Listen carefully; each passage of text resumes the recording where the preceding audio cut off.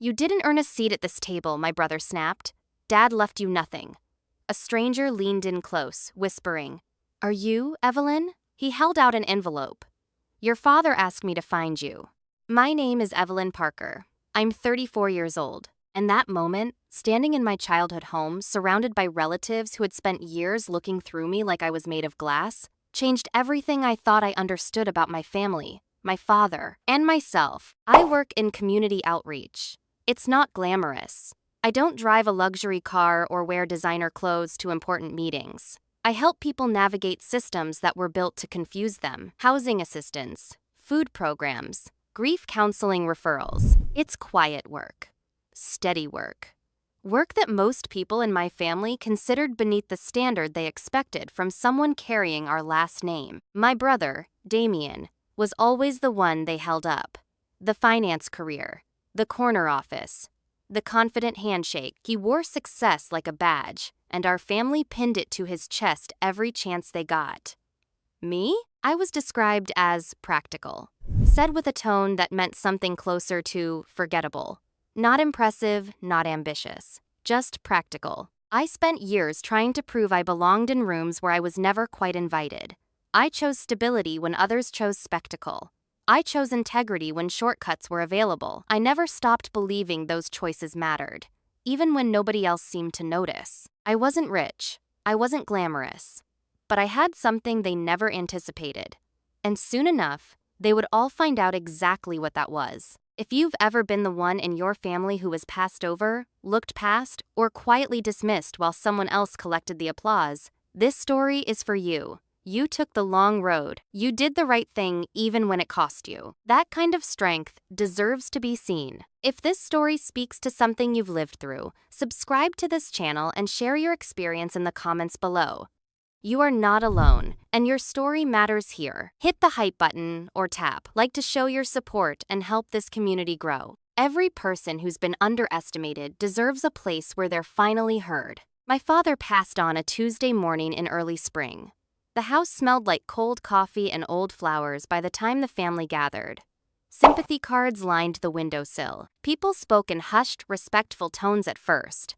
Then the conversation shifted, the way it always does in families like mine, toward money. It happened fast. Damien took charge before anyone suggested he should. He moved through the house like he already owned it, which, in his mind, I think he believed he did. He sat at the head of the dining room table, papers fanned out in front of him, relatives leaning in close.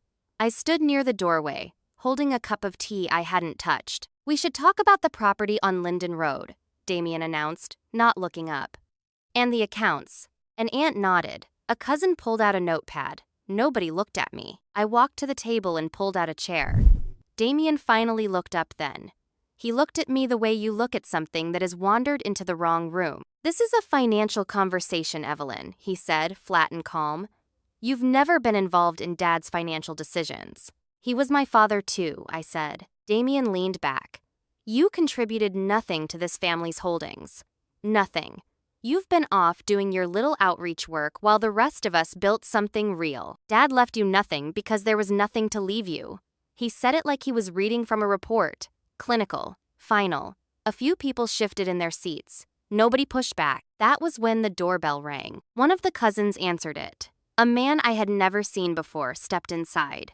He was older, maybe early 60s, with a careful way of moving that suggested he was used to entering rooms that held tension. He scanned the group, and then his eyes settled on me. He walked directly toward me, past Damien, past the relatives with their notepads. Excuse me, he said quietly. Are you Evelyn Parker? I said yes. He reached into his coat and produced an envelope. The handwriting on the front was my father's. I recognized it immediately. Careful letters. Slightly slanted to the right. Your father asked me to find you, the man said. He was very specific about that. The room went completely still. Every eye moved to the envelope in my hands. Damien stood up slowly. What is that? I didn't answer him. I held the envelope and felt the weight of it, which was not heavy in the physical sense, but heavy in the way that something long overdue always feels when it finally arrives. Within the hour, Damien had maneuvered the conversation so completely that I was standing outside the dining room while everyone else remained inside. He hadn't asked me to leave directly. He'd simply begun a discussion that made it clear my presence was inconvenient, and then an aunt had gently suggested I might want to take a moment. And somehow I had found myself on the other side of a closed door. I stood in the hallway and listened to the low murmur of voices. I was not a child. I was 34 years old, and I was standing outside a room in the house where I grew up, excluded from decisions about my own father's estate. I sat down on the bench near the staircase and held the envelope. I didn't open it yet. Something told me not to open it alone. In a hallway, with the sound of my brother's confident voice filtering through the door. About 20 minutes later, Damien came out. He looked at the envelope in my hands, then at my face, and I watched him make a decision about how to handle me. "I want you to understand something," he said. "Dad talked to me. He told me he was concerned about your decision-making, your stability. He said you'd been erratic." He paused, letting that sit between us. "He didn't want you involved in anything major because he didn't trust you with it. I'm not trying to be cruel. I'm just being honest." I looked at him. "Dad used the word erratic about me?" "His words," Damien said. I nodded slowly. Something about that claim didn't fit.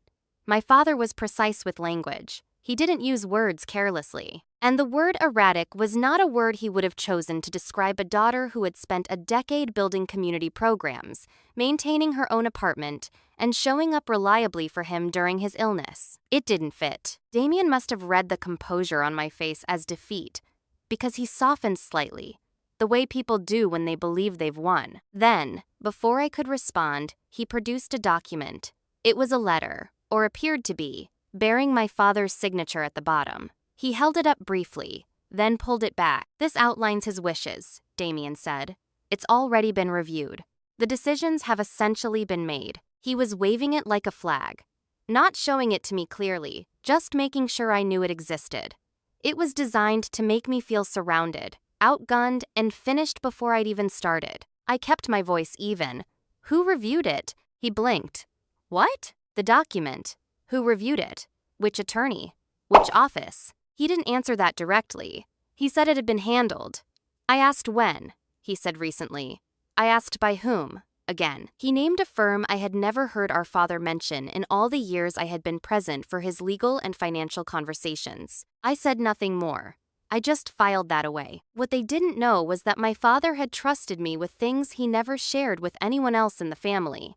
Not because I asked for them, because he chose me. 3 years before he died, my father asked me to meet him for lunch. Just the two of us. He was not sick yet, or if he was, he didn't know it. We sat in a corner booth at a diner he liked, and he ordered the same thing he always ordered: black coffee and a turkey sandwich. And then he looked at me with the expression he reserved for serious conversations. He told me there were arrangements he was making. Arrangements that involved a property he had purchased quietly, years before, that Damien didn't know about. A piece of land on the edge of the county. Nothing dramatic, but his. He said he had specific intentions for it, and he had written those intentions into a separate document held by a trusted third party. He told me the property and the authority to execute his instructions were going to me. I asked him why me. He said, "Because you'll do it right." He said it simply. No drama, no long speech, just that. He made me promise not to discuss it with anyone until the proper time. I kept that promise. Even when I was standing outside a closed dining room door, holding an envelope with his handwriting on it, I kept that promise. The envelope was the signal.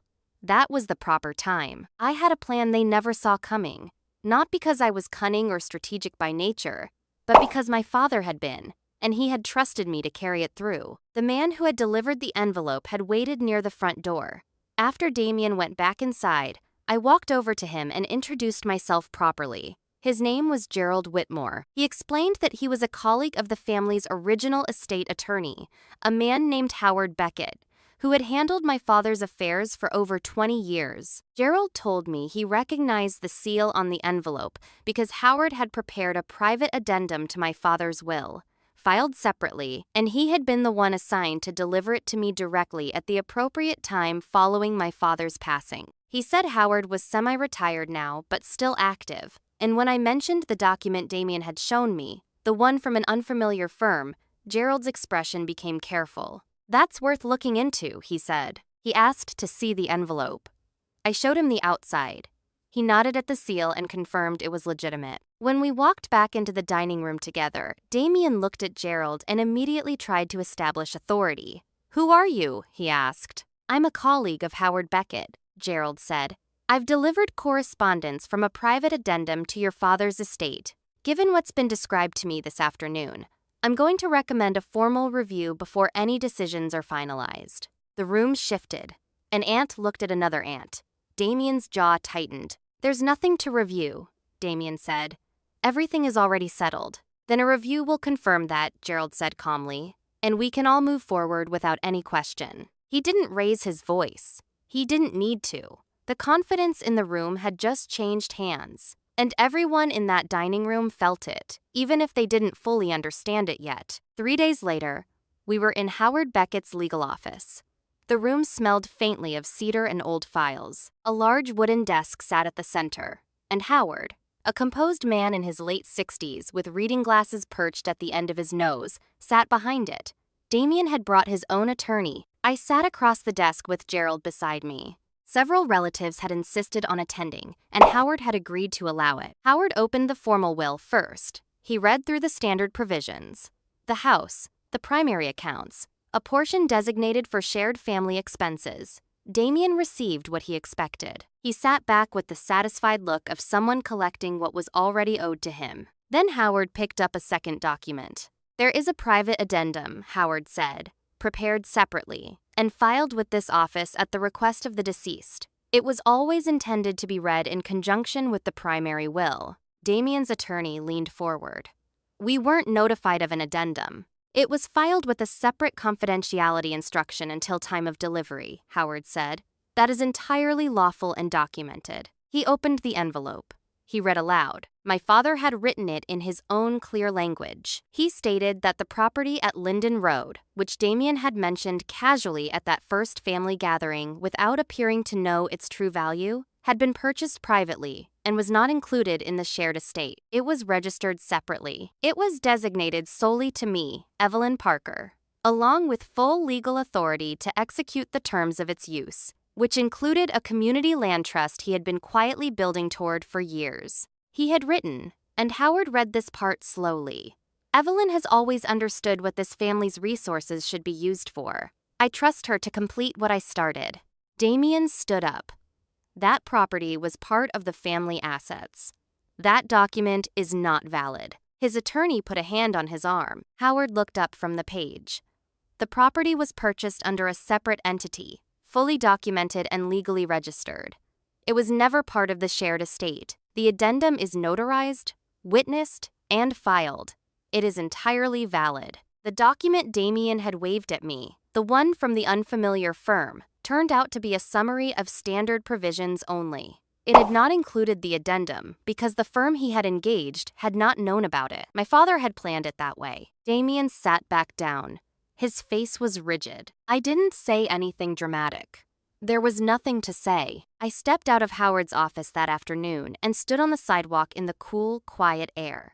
I didn't call anyone to celebrate. I didn't go back inside to make sure Damien had seen the look on my face, because I didn't need him to. The work ahead of me was real, and it was meaningful, and it required my full attention. The family faced consequences. Damien's attempt to rush the estate decisions before the addendum was discovered became a matter of legal record. His attorney advised him to cooperate fully. Some relatives who had dismissed me quietly reached out afterward, careful and tentative. I was polite. I was not warm. There is a difference between forgiving someone and pretending nothing happened, and I had earned the right to know the difference. My father had seen my worth clearly. He had documented it. He had trusted me not with applause, but with responsibility, which is a far more honest form of respect. I moved forward, not with anger, not with a need to prove anything to anyone who had already shown me exactly who they were. I moved forward with the work, with the trust my father had placed in me, and with a steadiness that no family gathering could have taken away if they had tried 1,000 more times. Worth isn't assigned by who praises you at a dinner table. It is proven, quietly, in the choices you make when no one is watching. My father knew that. And in the end, so did everyone in that room. If you've ever been written out of a plan that was supposed to include you, or written off by people who should have seen your value, I want to hear from you. Drop your story in the comments. Tell me how it went. Tell me how you kept going. This space is for people who were overlooked and refuse to stay that way. Subscribe so you don't miss a single story. Hit that hype button to help this story reach someone who needs it right now. Did this story hit close to home? If it did, hit like and let me know in the comments. Your support is what keeps stories like this reaching the people who need them most. Click hype so others can find this video. And if you've been here from the beginning, thank you. Genuinely. This community keeps growing because of people who refuse to let important stories go unheard. I'll see you in the next one.